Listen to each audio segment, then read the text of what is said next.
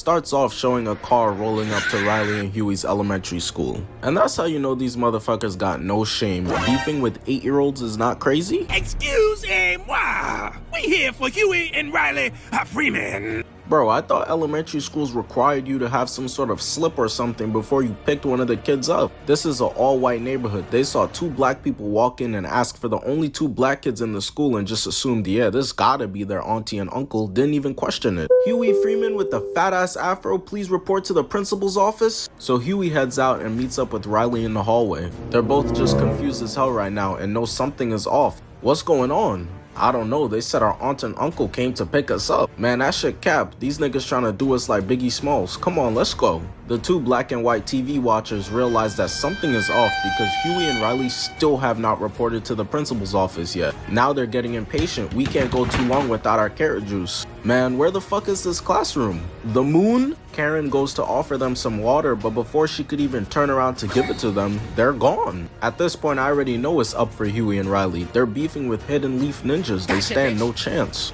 Imagine 1 second you're very busy not paying attention in algebra class, and then the next second you get pressed outside by 2 dudes from the civil rights era. To be fair, they are literally the HATEOCRACY, so they were probably booing that nigga MLK. Have a dream about this dick, pussy. Well, it's time to teach you little Nicklets a lesson. They start busting out their try-hard poses and everything. But Riley not really taking them serious. What are you really about to teach us? You gonna hit us with some Neolithic ass moves while talking about some, what y'all know about this?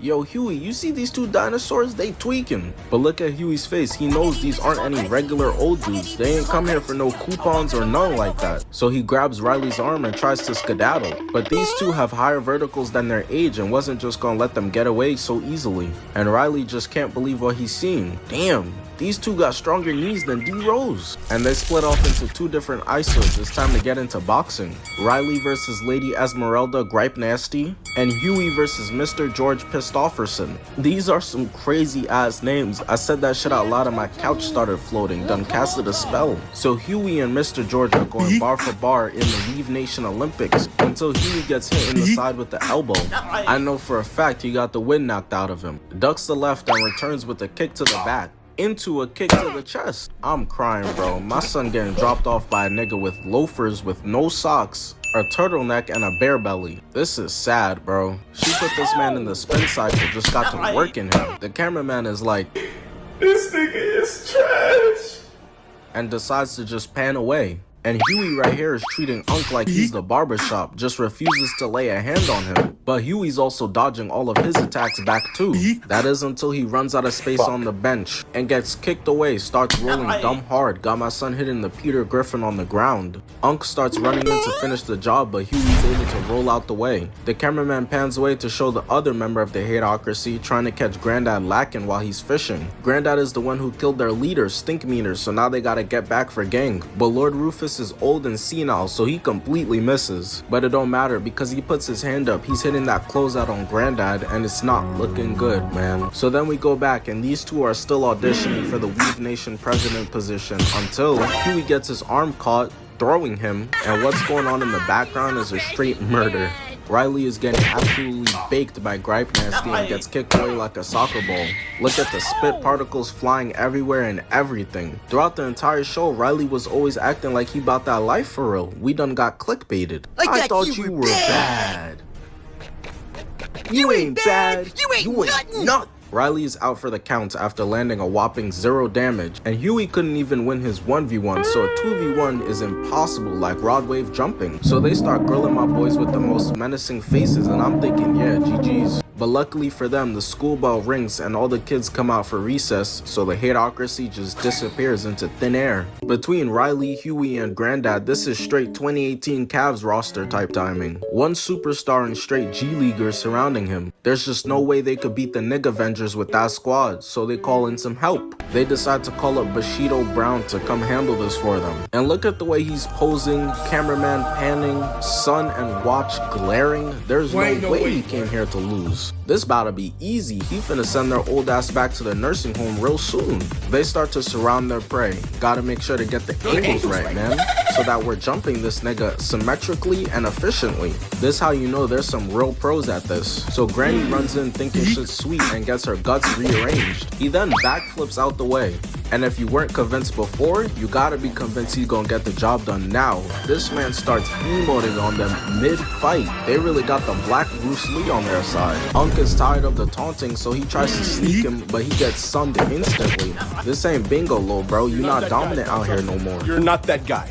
Lord Rufus is camping in the back, so Bushido Brown ducks out the way, into a block, backflips out the way, and then front flips into a hit. Damn, I'm getting cooked. Gotta be what the whole squad is thinking because Bushido is on timing. He then kicks Unk away and makes Gripemaster chuck up 2 air balls before hitting her with a 1-inch punch. Bro is real life pulling out moves from Dragon Ball Z now. Hey yo, I'm not gonna lie, I'm gonna need some nerd ass YouTuber to come power scale this motherfucker for me. He gotta be at least planetary by now. She gets sent flying and oh nah. Shorty got the Michael Jordan and then gets kicked away. She even got her hand out like she finna yam some shit until he pulls up and with both feet stomps the shit out of her. There's no remorse, there's no holding back. Bushido Brown heard about honoring your elders and said, I don't care. He was straight cooking. Give this man his chef's hat. Got the Freemans in the bleachers cheering their ass off. Our ops are toast. They thought they had it in the bag. Bushido ducks out the way of 1 slash. You know what? Here go 2 more for y'all. But then unfortunately gets hit with a clean right to the dome.